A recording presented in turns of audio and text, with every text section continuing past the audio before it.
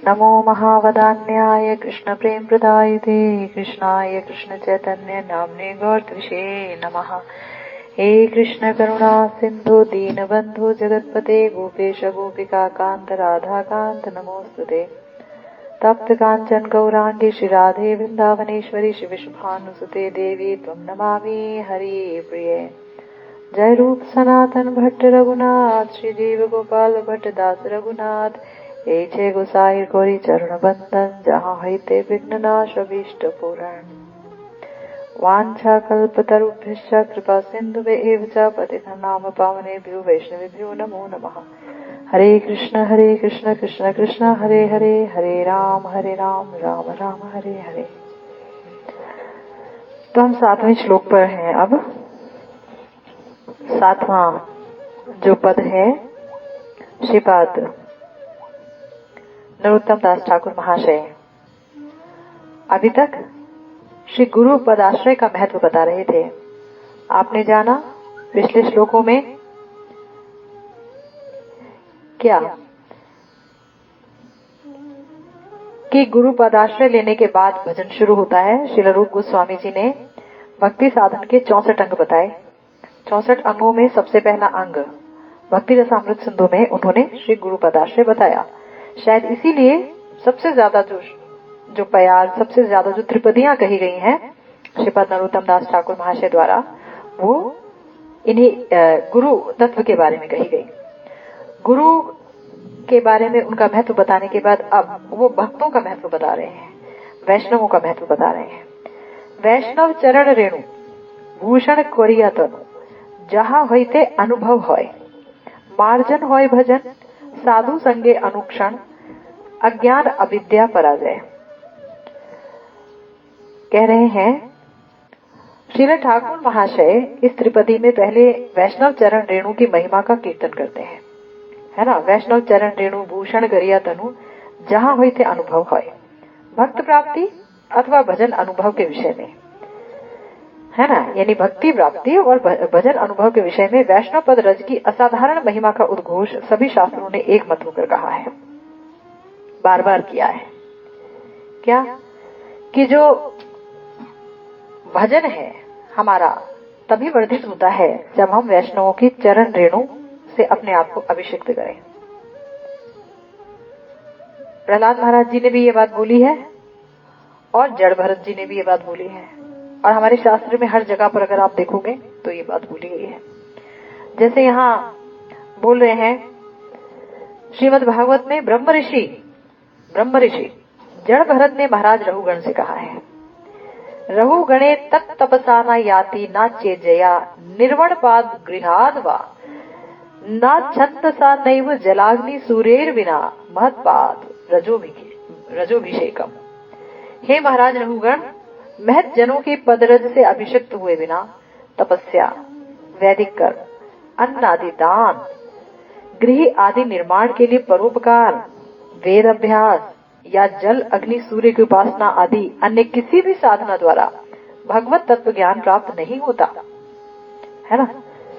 तो यहाँ पर वैष्णवों का महत्व बताया है कि प्रत्येक वैष्णव, प्रत्येक भक्त क्योंकि भजन के साधन से सुसंपन्न होता है, भजन करता है, तो उसके हृदय में गोविंद विश्राम करते हैं, गोविंद उसके हृदय में वास करते हैं, है ना।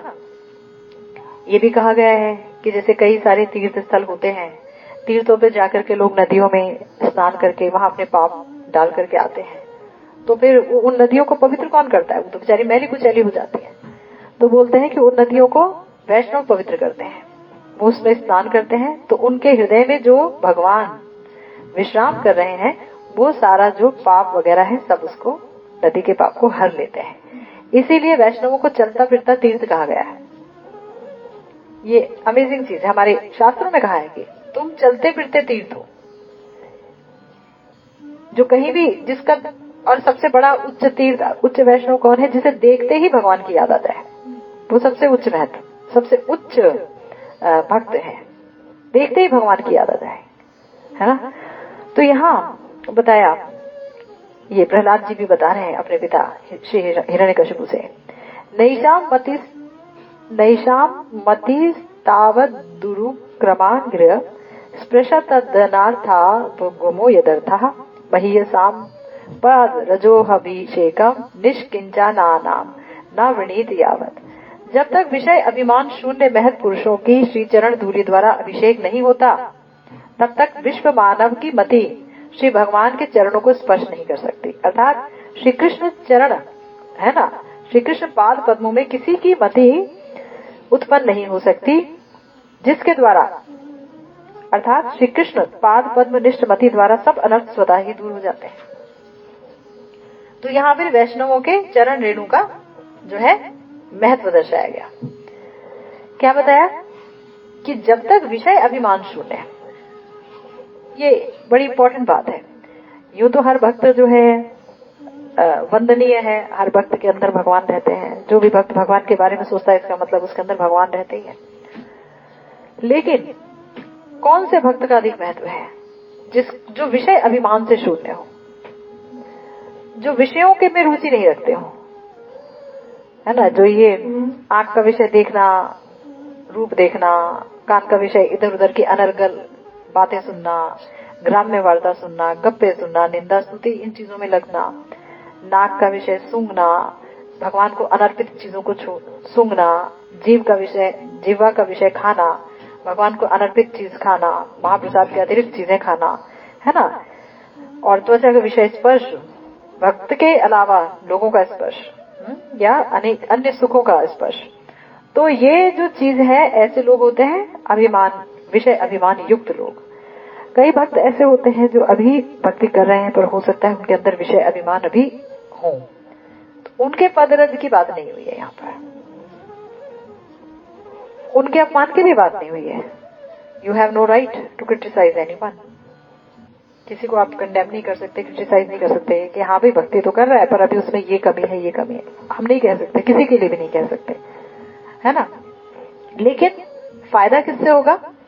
उसका तो सत्कार, लेकिन फायदा होगा उस व्यक्ति के चरण रज अभिषेक से जो विषय अभिमान से शून्य हो, जिसके अंदर विषय प्रविष्ट नहीं हो पाते हो। उसका खाली समय कैसे बीतता है वो देखना होगा। वो कैसे क्या करता है, वो भगवान की भक्ति में या भक्ति से जुड़े कार्य करता है, और अपनी जो पंच इंद्रियां हैं उन्हें भगवान रस में डुबोए रहता है। तो जो पंच इंद्रियों को भगवत रस में डुबोए रहता है, उस व्यक्ति को बोला जा रहा है यहाँ पर। क्या? ऐसे महत का चरण धूलि से जब तक अभिषेक नहीं होगा, तब तक विश्व मानव की मति यानी आम आदमी की बुद्धि भगवान के चरणों को स्पर्श नहीं कर सकती।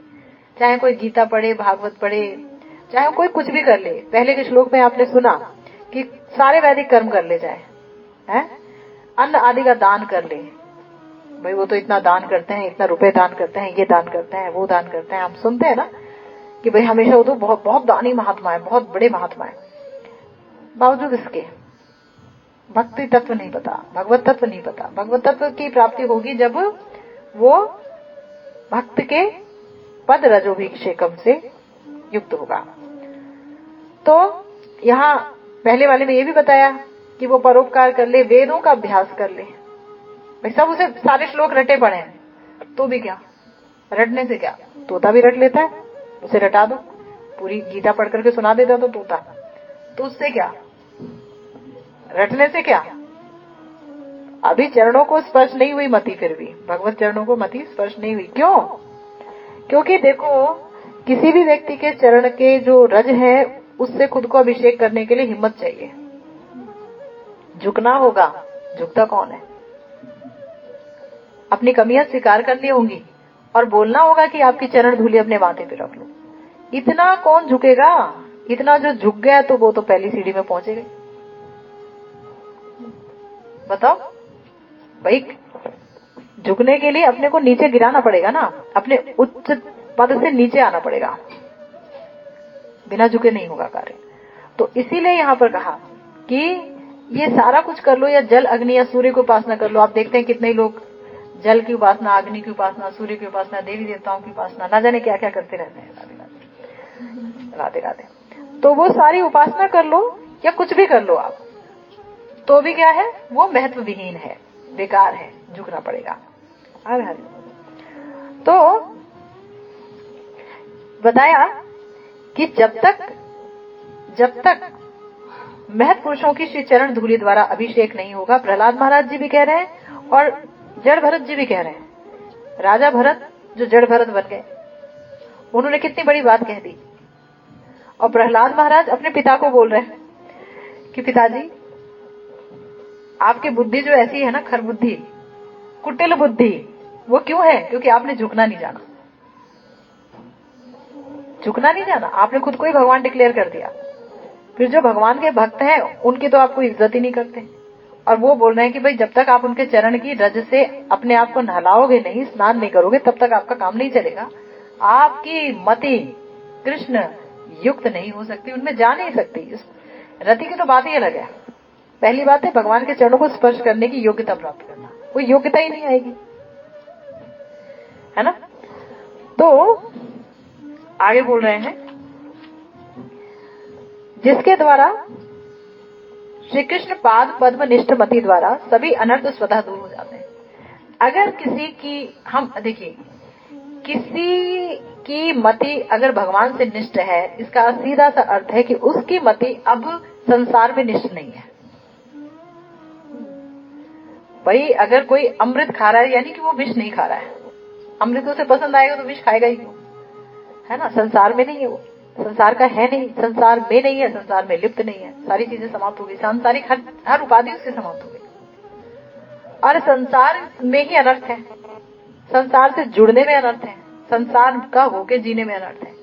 तो जब कृपा होगी किसी वैष्णव की तो भगवान में के चरणों में मति जाएगी, संसार से मति हटेगी, संसार से मति हटेगी तभी तो भगवान के चरणों में जाएगी, नहीं तो नहीं जा सकती।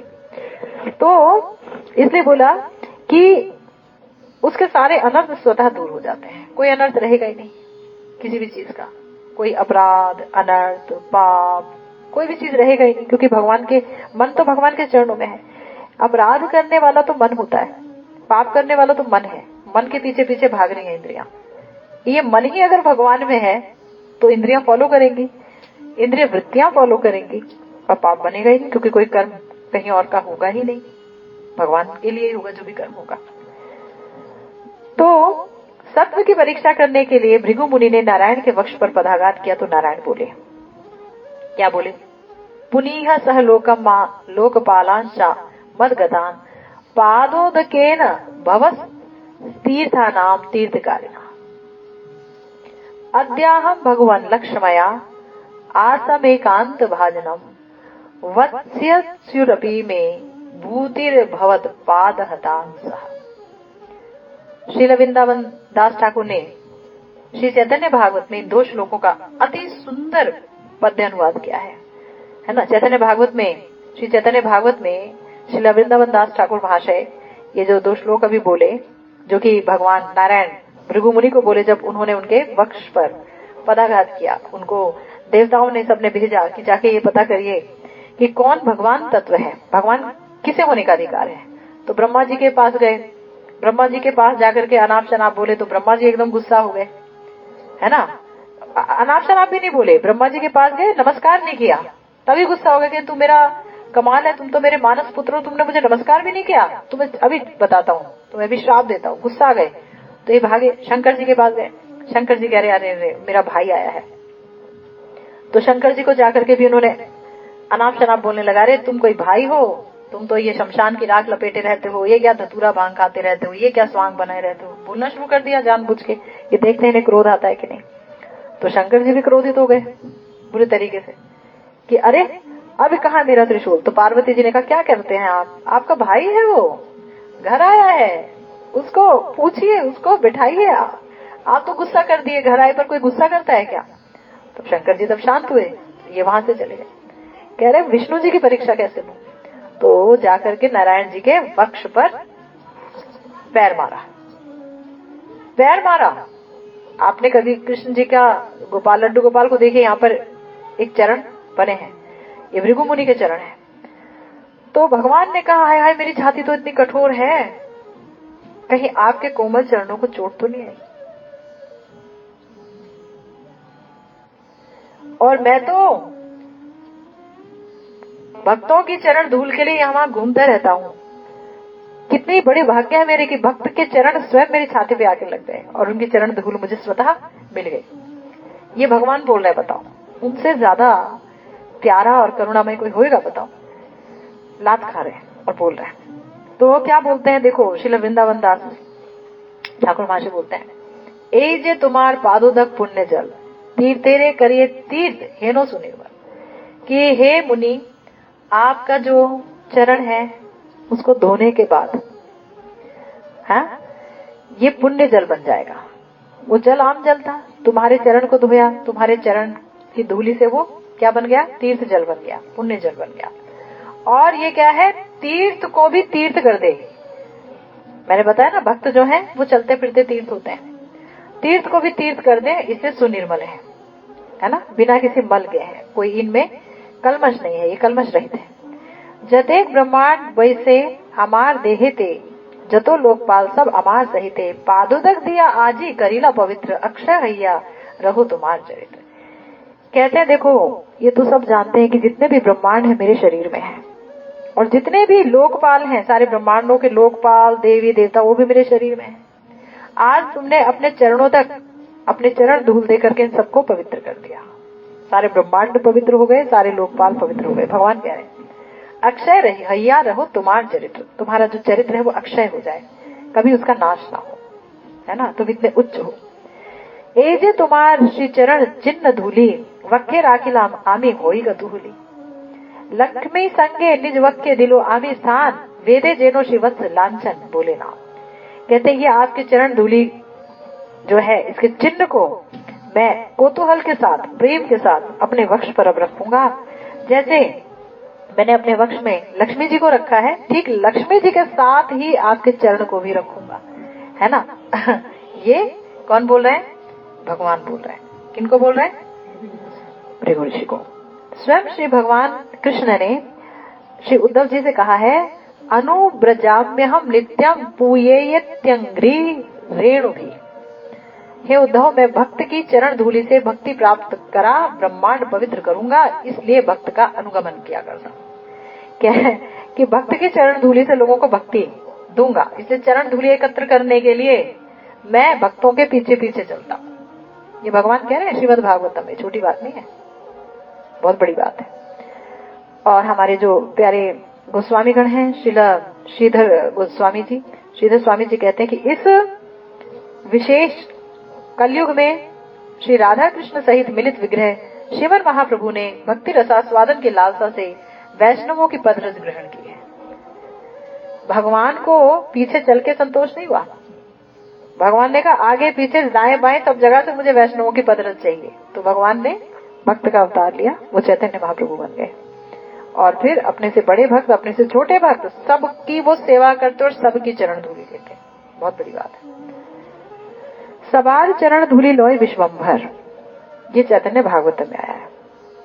श्री कृष्णदास कविराज गोस्वामी पाद ने लिखा है, भक्त पद धूलि आर भक्त पद जल, भक्त भुक्त अवशेष तीन महाबल, ए तीन सेवा है कृष्ण प्रेमा होय, पुनः पुनः सर्वशास्त्रे पुकारी अकोय।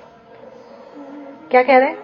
तीन चीजें हैं जिनसे कृष्ण भक्ति प्राप्त होती है। अमोघ, अमोघ मतलब अचूक साधन है। क्या है? भक्त पद धूलि, भक्तों के चरण की धूलि, जो कि अभी श्रील प्रहलाद महाराज जी ने आपको बताया, श्रील भरत जी ने आपको बताया, जड़ भरत जी ने। तो भक्त पद धूलि और भक्त पद जल। कई बार भक्त किसी के घर आते हैं तो उनके चरण धोते हैं और उसका पादों तक अपने सिर पर ग्रहण करते हैं, तो उससे भी भगवान की प्रेम भक्ति तुरंत प्राप्त होती है। और तीसरा भक्त भुक्त अवशेष, भक्त ने कुछ खाया है, उसका जूठन, उसका उच्छिष्ट खाने से तुरंत जो है भगवान की भक्ति प्राप्त होती है, प्रेम प्राप्त हो जाता है। तो ये क्या है? तीन महाबल बोला है। ये महाबल है, ये बल नहीं है, ये महाबल है ना। इनके अंदर महाबल है।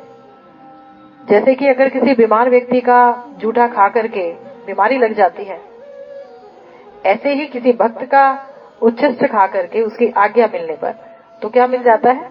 प्रेम भक्ति प्राप्त हो जाती है। इसीलिए हमारे गुरुदेव जो है जब खाते हैं तो अपना जो अधरामृत है ना, अपना महाप्रसाद, महाप्रसाद, एक तो भगवान का खाया, फिर गुरुदेव ने खाया, वो बकायदा भिजवाते हैं अपने भक्तों के लिए, उनको फिर भोजन में मिलाया जाता है और जो भी भक्त आते हैं उनको दिया जाता है। तो ये 3 महाबल, ये 3 सेवा होते, इन 3 चीजों के सेवन से कृष्ण प्रेम होता है। पुनः पुनः सर्वशास्त्रे पुकारिया कोय, बार बार समस्त शास्त्रों ने इस बात को कहा है। श्री ठाकुर महाशय ने वैष्णव चरण रेणु से देह को भूषित करने की बात कही है। वैष्णव चरण रेणु भूषण करिए, तो हम अपने देह को भूषण करते हैं आभूषणों से, सोने चांदी की चीजों से, गहनों से, ये बना वो बना, कहते हैं ये तो मृत शरीर है, ये तो मृत है, बॉडी मृत है, इसमें तो भजन ही नहीं हो रहा। इसको तो आप सजाओ वैष्णवों की चरण धूलि से सजाओ। अर्थात जगत के नर नारी जैसे देह को अलंकृत करने के लिए बड़े यत्न से आभूषण आदि धारण करते हैं, वैसे ही अपनी आत्मा को अलंकृत करने के लिए यत्न पूर्वक या भक्ति से भरकर वैष्णव चरण रेणु का सेवन करना होगा। भक्ति से भरकर, है ना। जब तक अंदर श्रद्धा भक्ति नहीं है तो वैष्णव चरण रेणु लेने का फायदा भी नहीं है। कोई भी चीज श्रद्धा के अनुसार ही आपसे व्यवहार करेगी, सीधी सी बात है। जिसकी जितनी मात्रा में जैसी श्रद्धा, उसकी उतनी मात्रा में प्राप्ति, वैसी प्राप्ति, वैसी प्राप्ति। कृष्ण एक है, प्राप्ति अनेक है। एक ही कृष्ण से अनेक प्रकार की प्राप्ति है। किसी ने पति माना तो पति के रूप में मिल गए, किसी ने दुश्मन माना तो दुश्मन के रूप में सामने आ गए, किसी ने पुत्र माना तो पुत्र के रूप में सामने आए और अपने हर रूप को भुला दिया कि और कोई मेरा रूप है ही नहीं, है ना। ऐसे एक ही वैष्णव, लेकिन उस वैष्णव से अनेक की प्राप्ति अलग अलग, अपने भाव के अनुसार, प्राप्ति भाव के अनुसार, पात्र अनुसार, आधार अनुसार होगी। जैसा आपका आधार, जैसा आपका पात्र, जैसा बर्तन, प्राप्ति वैसी होगी, है ना, सही बात। तो इसके द्वारा वैष्णवों के प्रति परम भक्ति का ही उपदेश किया गया है कि जहाँ भगवान के प्रति, गुरुदेव के प्रति भक्ति करनी है और परम भक्ति करनी है दोनों के प्रति, वहाँ महत संघ के प्रति, महत लोगों के प्रति, जो भक्त हैं, अच्छे भक्त हैं, उनके प्रति भी परम भक्ति करनी होगी। अपराध का तो नाम ही नहीं हो रहा है यहाँ पर। अपराध किसी के लिए नहीं, और भक्ति जो है सबके लिए, और परम भक्ति जो है परम महत लोगों के लिए। वैष्णवा नाम परा भक्ति ही, नारद पंचराज में भी कहा है कि वैष्णव में परा भक्ति रखनी होगी, है ना। भक्ति मार्ग के साधकों के लिए वैष्णव श्री विष्णु की तरह ही पूज्य है। जैसे भगवान पूज्य है, ऐसे भगवान के भक्त पूज्य है। किसी से कोई द्वेष, कोई हिंसा, कोई भी ईर्ष्या, असूया, मात्सर्य नहीं रखना है, किसी से भी नहीं रखना है। और भगवान के भक्त से तो बिल्कुल सवाल ही नहीं उठता, चाहे वो कहीं भी जाते हो, कुछ भी करते हो, कैसा भी करते हो, हमें देखना ही नहीं है। सवाल आया था गुरुदेव के सामने कि अगर मान लीजिए किसी वैष्णव में बहुत दोष हो, तो ये तो हमारा फर्ज है ना कि हम उनका दोष तो उन्हें बता दें, नहीं तो वो दोष ठीक कैसे करेंगे। तो ये तो बहुत जरूरी है, अगर दोष ही नहीं बताएंगे हम तो दोष ठीक कर पाएंगे, वो नहीं ठीक कर पाएंगे। तो गुरुदेव ने कहा ना ना ना ना, ये भूल से भी कर मत लेना, क्योंकि वो भी फिर दोषों का कीर्तन हो जाएगा। जब आपने बता भी दिया, हे वैष्णव आप में ये दोष है, तो आपने दोष को देखा और दोषों का कीर्तन कर दिया, तो ये भी निंदा हो गई, वैष्णव निंदा। तो किसी में कोई दोष है ही नहीं हमारी नजर में, जो जैसा कर रहा है भगवान जाने। हमारे लिए सब पूजनीय है, क्योंकि इसने कृष्ण नाम तो लिया, है ना। यही हमारी दीनता की रक्षा कर पाएगा, नहीं तो कभी हमारी दीनता की रक्षा नहीं होगी। बिना दीनता के भगवान की प्राप्ति असंभव है, दीनता जरूरी है। तो भक्त साधक में वैष्णव आदर गुण ना हो तो भगवान उसके साधन भजन से कभी प्रसन्न नहीं होते। ये श्लोक बता रहे हैं यहाँ पर शास्त्र से। ये मे भक्त जना पार्थ ना मे भक्ताश्च ते जना मत भक्तानांच ये भक्ता से मे भक्त तमा मता तस्माद् विष्णु प्रसादाय वैष्णवानान् परितोषयेत् प्रसाद सुमुख्ये विष्णुस्तेनैव स्यान संशय।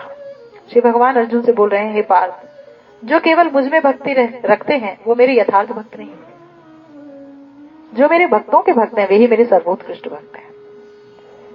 बड़ी इंपॉर्टेंट बात है। इसीलिए विष्णु की प्रसन्नता के लिए सभी प्रकार से वैष्णवों का संतोष विधान करो, भक्तों की सेवा करो। गुरुदेव इस बार बता रहे थे कि व्यक्ति पद, प्रतिष्ठा, लाभ इसमें पड़ जाता है भक्ति में आने के बाद। कई बार जैसे जैसे उसकी भक्ति बलवती होती है, पद भी बढ़ेगा, क्योंकि कीर्ति उसकी नहीं होगी तो किसकी होगी? दसों दिशाओं में उसकी कीर्ति होगी। जितनी भक्ति में दम होगा उतनी ही कीर्ति में भी दम होगा, बहुत कीर्ति होगी। लेकिन इसमें जो फंसेगा, क्योंकि फंस सकता है व्यक्ति, उसमें चला गया, उसके अंदर चला गया तो मामला खराब हो जाता है सारा। तो उससे कैसे बचा जाए? तो बताया कि सेवा करनी होगी वैष्णवों की, भक्त सेवा। भक्त सेवा से ही हम बच सकते हैं और कोई तरीका नहीं। भक्तों की सेवा, वैष्णवों की सेवा क्यों करनी होगी? क्योंकि उससे दीनता आएगी, दीनता की रक्षा होगी, दीनता की बाढ़ बनेगी, है ना। तो फिर क्या प्रतिष्ठा? फिर गुरुदेव ने कहा कि हमारे जो प्यारे श्रीमन महाप्रभु हैं वो भी भगवान है, लेकिन वो जो भी वैष्णव नीलाचल आता था गौड़ देश से, तो उनकी स्वयं सेवा करते थे, स्वयं उन्हें बिठाते थे, प्रसाद लाते थे जगन्नाथ जी का स्वयं, और उन्हें परोसते थे, खिलाते थे, पानी देते थे। सारे वैष्णव कहते थे नहीं भगवान हरि बोल, मतलब आप मत करिए, तो हमारा काम है। नहीं, आप बैठो, आप, हम करेंगे, करते थे। तो जब महाप्रभु कर सकते हो तो हमें तो करना ही चाहिए, आवश्यक है ना। तो इसीलिए विष्णु की प्रसन्नता के लिए सभी प्रकार से वैष्णवों का संतोष विधान करो। वैष्णवों के प्रसन्न रहने से ही विष्णु प्रसन्न होंगे, इसमें कुछ भी संशय नहीं। पक्षांतर में यदि वैष्णवगण किंचित भी अपमानित होते हैं तो विश्वात्मा विष्णु शत शत प्रकार से पूजित होने पर भी प्रसन्न नहीं होते, है ना। ये बोला उन्होंने, प्रसिद्धति न विश्वात्मा वैष्णवे चापमानिते, कि अगर हम किसी भक्त का अपमान कर दें, कर भी सकते हैं। अभी हमारे अंदर से अनर्थ निवृत्ति कहाँ हुई है? असूया है। हम किसी में दोष देख भी सकते हैं और दोष देख के उसके दोषों का कीर्तन कर सकते हैं लोगों से, या उसके पास जाकर के उसको बोल सकते हैं, अपमान कर सकते हैं, अरे तू तो ऐसा है, पोंगा पंडित, है ना, क्या तू कौन सी माला कर रहा है, क्या कर रहा है, तेरे को तो ये देखा वो देखा, ऐसा कुछ भी बोल सकते हैं। और भी जाने क्या क्या हम लोग दुर्व्यवहार कर सकते हैं, इतने निकृष्ट हैं हम लोग। मैं खास तौर से, मैं तो कर ही सकती हूँ। तो ऐसा व्यक्ति जो है वो कभी भगवान को प्रसन्न नहीं कर सकता, किसी कीमत पर नहीं कर सकता, क्योंकि भगवान का जो भजन कर रहा है वो भगवान में विश्वास करके कर रहा है भजन। और आप चाहे वो कितना भी कर रहा है अपने उससे, तो कर तो रहा है ना, इतना अच्छा तो है ना कि वो भगवान को मानता है, वो जानता है कि इनके भजन से ही सर्वार्थ सिद्धि है। तो वो तो प्रेम के काबिल है, रिस्पेक्ट के काबिल है, नफरत के तो काबिल ही नहीं, और अपमान तो खैर दूर की बात है बहुत, है ना। तभी भगवान ने उद्धव जी से कहा है भागवतम में, ये श्रीमद् भागवतम के श्लोक थे, मद भक्त पूजाभ्यधिका, है ना, कि जो मेरे भक्त हैं उनकी ज्यादा पूजा करो। ये भागवतम का श्लोक है। अभ्यधिका मत पूजा तो अभी तत्र मम संतोष विशेषात, यानी मेरी पूजा की तुलना में मेरे भक्त की पूजा से मुझे कहीं अधिक संतोष होता है।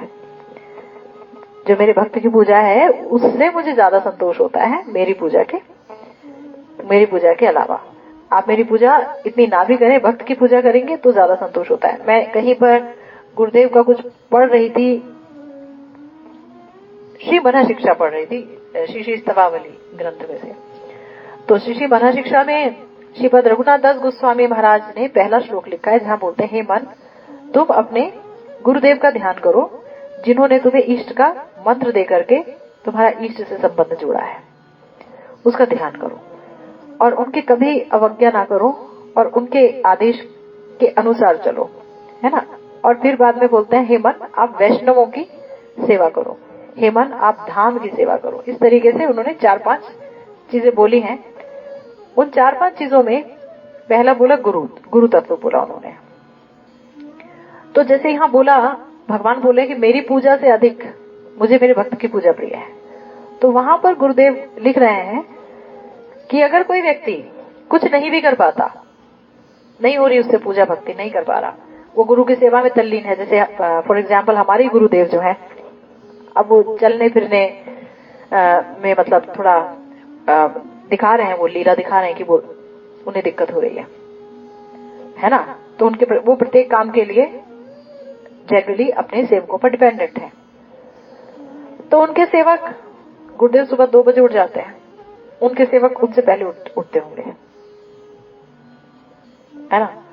वो जहां बैठ करके अपना मेडिटेशन करेंगे उस जगह को साफ करते होंगे, कंबलों से उसको वो करते होंगे, वहां हीटर जलाएंगे, है ना, हर तरीके से कि गुरुदेव को मतलब कोई दिक्कत ना हो, वो सब करके उसके बाद कहीं बीच में उन्हें पानी ना मिल के प्यास लगे या कोई, तो वो सोएंगे नहीं कि हाँ चलो गुरुदेव बैठ गए मैं अपना 4 बजे उठूंगा, ऐसे नहीं, वहीं पर बैठे रहेंगे, ऊँगते रहेंगे कि कहीं कोई आवाज ना जाए, और जैसी आवाज आएगी वैसे वो दौड़ेंगे। फिर 5 बजे गुरुदेव नहाते हैं, तो 5 बजे से पहले पानी गर्म होना चाहिए। पानी गुरुदेव नहीं खोलेंगे, सब कुछ बकायदा वहां पे सब कुछ, बाथरूम क्लीन होना चाहिए, लैट्रिन क्लीन होनी चाहिए, पूरा जो बाथरूम का जो फर्श है वो स्लिपरी ना हो, कहीं गिर ना जाए गुरुदेव, क्योंकि कदम वॉबली है, तो वैसा होना चाहिए। हो सकता है कि वो अच्छे से खुद से ना भी नहा सके, तो हो सकता है गुरुदेव का अंग मार्जन वो करते हो, सेवा करते हो। उसके बाद फिर उनको तैयार करना, तिलक वगैरह से विभूषित करना है, तिलक देना, गुरुदेव वो कर रहे हैं, शीशा पकड़ के खड़ा रहना, या शीशा है भी तो भी पास में खड़े रहना, पता नहीं किस चीज की जरूरत हो जाए, तिलक करके फिर गुरुदेव को गरम गरम कपड़े पहनाना। मतलब मैं बता रही हूँ सेवा कैसे करते होंगे, फिर मैं उनकी भक्ति का सोच रही हूँ कि कब टाइम मिलता होगा, कब मिलता होगा, फिर उनको वो करना, और उसके बाद फिर वो गुरुदेव अपने उसमें बैठ जाते होंगे मंत्र मेडिटेशन में।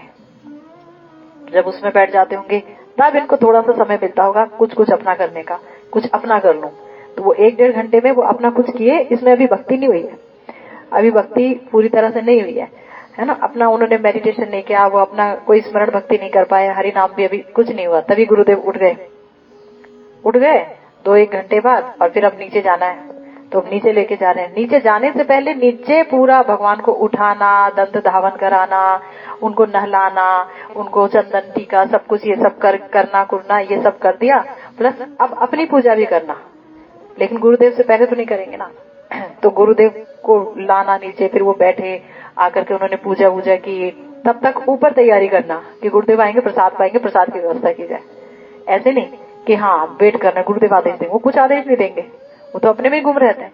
तो बस प्रसाद की व्यवस्था करना, क्या खाना है, क्या डॉक्टर की दवाई कितने बजे देनी है, कौन सी दवाई देनी है, पानी गर्म होना चाहिए, कोसा गर्म, है ना, सारी चीजें वो कर रहे हैं। अब बताओ इसमें माला कब करेंगे?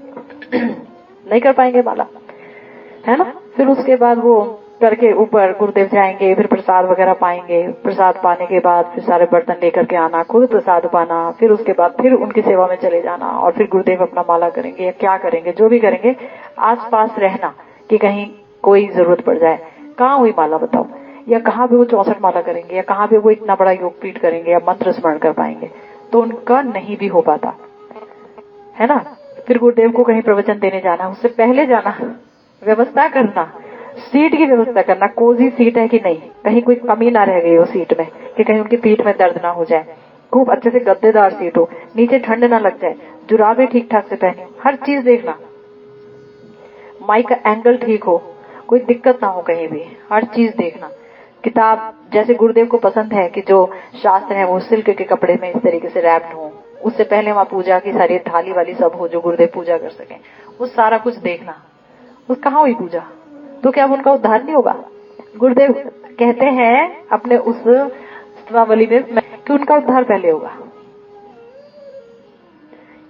कोई भक्ति नहीं कर पाए, बस गुरु सेवा में रह गए, तो उनका उद्धार पूरा होगा, क्योंकि गुरु को हमारे गुरुदेव उसमें बता रहे हैं कि भगवान के करुणा का, आपने सुना भी था, करुणा का विग्रह है वो, भगवत करुणा के विग्रह है। जैसे कि पानी है, अगर वो पानी क्या है, शीतलता प्रदान करता है गर्मी के थकान के मारे हुए लोगों को, और जब बहुत थके होते हैं हम, तो हमें ठंडा और चाहिए, तो हम बर्फ लेते हैं, बर्फ, तो पानी को जब अधिक शीतलता से जमा दिया जाता है तो बर्फ होता है। ऐसे भगवान की करुणा जब सांद्र रूप में, कंडेंस्ड फॉर्म में, गाढ़े रूप में आती है, तो वो गुरु हो जाती है। ये हम गुरुदेव बता रहे हैं अपने इसी इसमें, जो मैंने कल के परसों पढ़ा था, और उसमें तो यहाँ भी यही बोला कि जो भगवान ने जब ये बात बोली कि मेरी पूजा के तुलना में मेरे भक्त की पूजा से मुझे कहीं अधिक संतोष होता है, तो यहाँ बताओ सबसे ज्यादा संतोष का विधान किसने किया? उस व्यक्ति ने किया जो उनकी सेवा कर रहा था। ये यहाँ पर निचोड़ है ना। ये जानकर भक्त की पूजा करना। महत सेवा से भक्ति प्राप्ति सुनिश्चित है। अब भक्ति, हम इतना जो साधन भजन कर रहे हैं, हम हरि नाम कर रहे हैं, हम सत्संग सुन रहे हैं, हम तीर्थों में जा रहे हैं, इसका मतलब क्या? इसका मतलब ये है कि भगवान में इतनी रति पैदा हो जाए, इतनी रति पैदा हो जाए कि उसके अलावा किसी में कोई रति रहे ही नहीं। रति एकदम समाप्त हो गई सब में से। जीवन की कोई इच्छा नहीं कि मुझे ये व्यक्ति या मुझे ये चीज या मुझे ये सामान, कोई भी चीज मिल जाए, कोई इच्छा ही नहीं। इच्छा, इसीलिए बोला शुद्ध भक्ति की क्या परिभाषा है? उत्तम भक्ति की, उत्तम भक्ति की परिभाषा है अन्य अभिलाषिता शून्यम। ये पहली बात बोल दी, पहली शर्त है। कोई व्यक्ति भक्त है कि नहीं, उसकी अभिलाषा देखनी होगी। अभिलाषा क्या है? अन्य अभिलाषिता शून्यम। भगवान से जुड़ी अभिलाषा ही अभिलाषा है। अपनी कोई अभिलाषा, कोई वासना पूरी करना, वो भक्ति नहीं है भगवान के माध्यम से। इसलिए बोला अन्य अभिलाषिता शून्यम। तो यहाँ भी ये बोल रहे हैं, क्या बोल रहे हैं कि महत सेवा से भक्ति प्राप्ति सुनिश्चित है, यानी महत सेवा से अन्य अभिलाषिता शून्यम हो जाएगा। भक्ति प्राप्ति का मतलब क्या है? अन्य अभिलाषिता शून्यम। उसके बाद ही तो कृष्ण रति होगी। रति तो बाद में आता है ना। अभिलाष, सेवा का अभिलाष जागृत हो गया, सेवा करने लग गए, फिर सेवा करते करते रति का स्तर आ गया। हम अपने बच्चों से प्यार क्यों करते हैं? अगर दो बच्चे और एक हॉस्टल में रहे 12 साल और एक हमारे साथ चिपक के सोता हो 12 साल, प्यार किससे होगा? जो हॉस्टल वाले से प्यार नहीं होगा, जो पास में रहता है, क्योंकि पास वाले की सेवा करते हो डेली, सुबह से लेकर रात तक। ना ना ना, सुबह से रात तक जिसकी सेवा करते हो, नाम पहले उसी का आना है मुंह पे। अगर रोज आप राधिका राधिका चिल्ला रहे हो तो आप राधिका राधिका ही चिल्लाओगे, क्योंकि चिल्ला ही हुए, उसी को सोच रहे हो, उसी को बोल रहे हो, उसी के तुम ये खाओ वो खाओ वो खाओ। और सुने तो मैस में खा रहा है, ये खा रहा है, 6 महीने बाद उससे मिलने जा रहे हैं। आसक्ति प्रेम है उससे, लेकिन ज्यादा इससे है वो तो बस फिर वो फिर गायब, फिर तो ये तो हमेशा ही है। तो इसीलिए यहाँ बोला कि महत सेवा से भक्ति प्राप्ति सुनिश्चित है। इस विषय में बहुत से शास्त्र और महाजन वाणियां प्रमाण है। तभी कहा गया है जहाँ हईते अनुभव, जहाँ हईते अनुभव, यानी वैष्णव चरण रेणु से देह भूषित होने पर साध्य साधन विषय में यह संबंध अभिधेय जानकर प्रयोजन विषय में साधक को अनुभव या अभिज्ञान होता है। यानी कि जब महत सेवा की हमने, भगवान के भक्त की सेवा करने से हमें साधन साध्य विषय में कोई संदेह नहीं रहता कि साध्य हमारा कृष्ण प्रेम है और उसके लिए साधन ये है, ये करना है हमें, और संबंध हमारा भगवान से क्या है और उस संबंध की प्राप्ति के लिए क्या करना है, इसमें कोई संशय नहीं रहता। क्योंकि भगवान कहते हैं कि मैं बुद्धि योग मैं देता हूँ, देने वाले भगवान है। जब भगवान संतुष्ट होंगे तभी तो देंगे, जब संतुष्ट नहीं होंगे तो देंगे कहाँ से? इंसान तो कितने सारे हैं, भगवान कृपा तो सब पर करना चाह रहे हैं, पर संतुष्ट कर ही नहीं पा रहा कोई उन्हें, क्योंकि उनकी तरफ कोई मुड़ा ही नहीं है। भगवान कह रहे हैं हाई सबसे जल्दी संतुष्टि मेरे को भक्त सेवा से होगी। सबसे जल्दी कोई कहाँ कर पाएगा? उसके लिए तो ये दीनता आनी होगी, तो वो है। इसके बाद श्रील ठाकुर महाशय कहते हैं मार्जन होय भजन साधु संगे अनुक्षण अज्ञान अविद्या पराजय। अर्थात वैष्णव चरण रज को देह का भूषण बनाने से अथवा परम श्रद्धा भक्ति के साथ सर्वार्थ साधक जानकर वैष्णव पद रज को देह या मस्तक पर धारण करने से निरंतर साधु संग का सौभाग्य प्राप्त होता है और अनुक्षण साधु संग में भजन सुमार्जित होता है, यानी निखरता है, और उस संग के आनुषंगिक फल से ही अज्ञान का नाश हो जाता है। अगर ये सब होता है जिसके संग से, वही है असली साधु, ये भी पहचान है। अगर जिसके संग से ये सब नहीं होता है तो इसका मतलब है कि अभी वो भक्ति के अनुभव से, भजन अनुभव से सुसंपन्न नहीं है। जो भजन के अनुभव से सुसंपन्न है, जिसके अंदर जो है गोविंद राधा श्याम सुंदर के लिए, महाप्रभु के लिए एक हुक उठती है जबरदस्त रूप से, उनकी सेवा का विनाश उठती है, तो उसके संग से उस किसी भी व्यक्ति का भजन मार्जित होगा ही होगा, क्योंकि भगवान को छोड़ के और कोई बात करेगा ही नहीं और कोई बात उसे अच्छी लगेगी भी नहीं। या वो हो सकता है कि करता भी हो तो इसलिए भी करता है, जैसे हम कई बड़े सिद्ध बाबा जी थे, जैसे जो बहुत सिद्ध थे, एक थे बड़े सिद्ध, उनका नाम मैं भूल रही हूँ, तो उनके पास कुछ स्त्रियां गई कि चलो हम यहाँ पर जाएंगे बाबा जी से, कुछ मांग लेंगे। अक्सर तो लोग मांग नहीं जाते हैं, है ना। गौरकिशोर बाबा जी का भी यही हाल था, लोग उनके पास जाते थे तो मांगने के लिए जाते थे, है ना। तो वो गौरकिशोर बाबा जी फिर जाके जो नदी का तट है वहां पर बाथरूम जो बने रहते हैं वहां उसके अंदर घुस के भजन करते थे, कुंडी बंद करके, है ना, कि इतनी गंदी जगह में और बदबूदार, वहां भजन करते थे। कह रहे यहाँ मुझे कोई नहीं आएगा तंग करने, है ना। तो ऐसे ही उनके पास भी गई कुछ औरतें गई, तो बाबा जी ने इतने गंदे तरीके से उन्हें बोला, इतनी गालियां दे के बोला, चोजन वर्ड्स, जानबूझ के बोला कि ये भाग जाएंगी। चोजन जो मतलब कोई दे भी नहीं सकता, ऐसे भयंकर गालियां, क्यों भाग जाएंगे। दो भाग गई, अंदर से आवाज आने, एक बैठी रह गई। आधा ही घंटे बाद आए बाबा जी, कहने लगे तुम नहीं गई? तो बोले बाबा अब इम्तिहान मत लीजिए हमारा, हम यहाँ भक्ति के लिए आए। तो उन्होंने बोला जा, तुझे राधा रानी के दर्शन होंगे। और उसे दर्शन हुए। तो वो एक होता है ऊपरी आवरण, लोगों को अलग हटाने के लिए, क्योंकि भक्ति अगर मार्जित करनी है किसी व्यक्ति को, उसे एकांत की आवश्यकता होती है। तो यहाँ बोल रहे हैं कि अनुक्षण साधु संग में भजन सुमार्जित होता है ना। यानी वैष्णव पद रज को मस्तक पर धारण करने से निरंतर साधु संग का सौभाग्य मिलता है। ये सबसे बड़ी उपलब्धि है कि संग निरंतर मिल रहा है, निरंतर। यहाँ तो कहते हैं लव मात्र साधु संगे सर्व शास्त्र कहे, सर्व सिद्धि होए। जैसे से साधु संग में सारी सिद्धि हो जाती है, लेकिन यहाँ तो अनुक्षण प्रतिक्षण मिल रहा है। फिर उससे क्या होता है, अज्ञान और अविद्या का विनाश हो जाता है। अज्ञान, ज्ञान नहीं, और अविद्या का नाश हो जाता है। तो साधु संघ की महिमा में श्रीमद् भागवतम में आता है,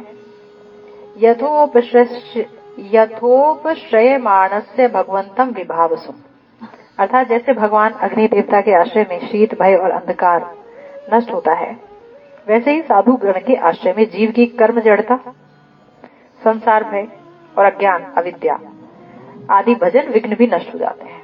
आदि क्या कहें, सत्संग ही साक्षात भक्ति है। कारण वो साक्षात भगवत वशीकारक है। सत्संग से भगवान वशीभूत हो जाते हैं, सत्संग से भगवान वशीभूत हो जाते हैं। इंपॉर्टेंट बात है। कह रहे हैं कि साधु संघ के आश्रय में जीव की कर्म जड़ता खत्म हो जाती है।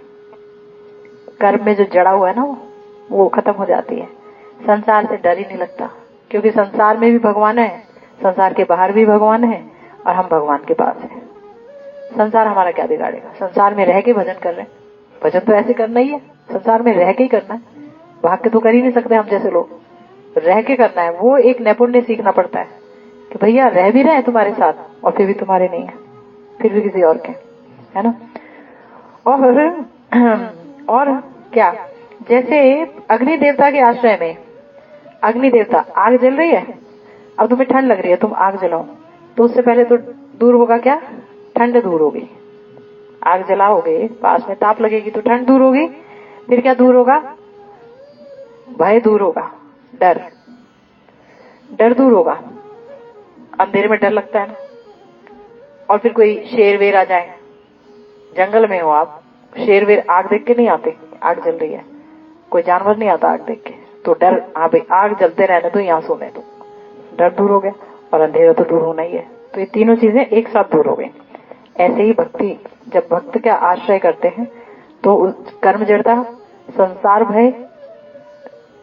भय और अज्ञान, यहाँ पे दो चीजें हैं। शीत में जड़ता आ जाती है, हाथ पैर काम नहीं करते, ठंड लगती है, जड़ता आ जाती है अंगों में, तो अंग जड़ता अग्नि से समाप्त हो जाती है।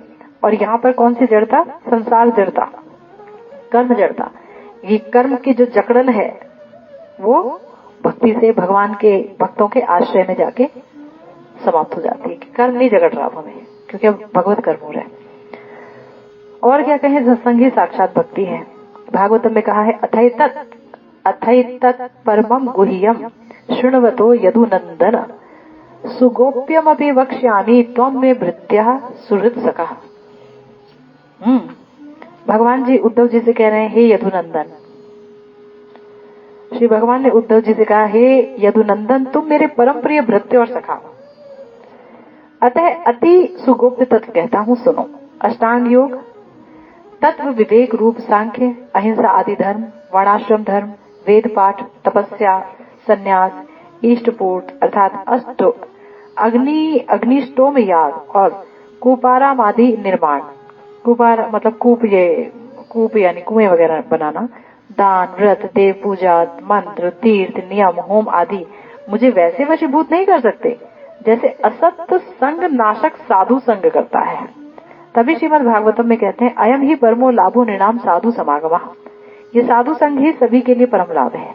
इस प्रकार साधु संघ की अनिर्वचनीय महिमा सभी आध्यात्मिक शास्त्रों में प्रचुर रूप से वर्णित है ना। तो बताया ना कि ये सारी चीजें उद्धव जी से कह रहे हैं कि कोई सन्यास ले ले, और मैं तो सन्यासी हो गया, वेश धारण कर लिया, उससे भी वो संतुष्ट नहीं होते। लेकिन जो जहाँ सत्संग हो रहा होता है, भगवान की चर्चा हो रही होती है, भगवान की कथाएं हो रही होती है, कहाँ होंगे? जहाँ साधु संग होगा, वहीं पर भगवान की वशीभूतता रहती है। उसी व्यक्ति के प्रति, उन लोगों के प्रति भगवान की वशीभूतता रहती है। जो सुन रहे हैं उनके प्रति भी, जो कह रहा है उनके प्रति भी वशीभूत हो जाते हैं, है ना। तो इसीलिए कह रहे हैं कि ये साधु संग ही सबके लिए परम लाभ है। इसीलिए कहा है कि साधु संग सर्व शास्त्र कहे लव मात्र साधु संग की सर्व सिद्धि है। कि साधु संग सारे शास्त्र कह रहे हैं, और लव मात्र साधु संग में सारी सिद्धि हमें हो जाती है। आगे फिर महाप्रभु की कृपा हुई तो फिर हम आगे अगले श्लोक पर, अगले त्रिपदी पर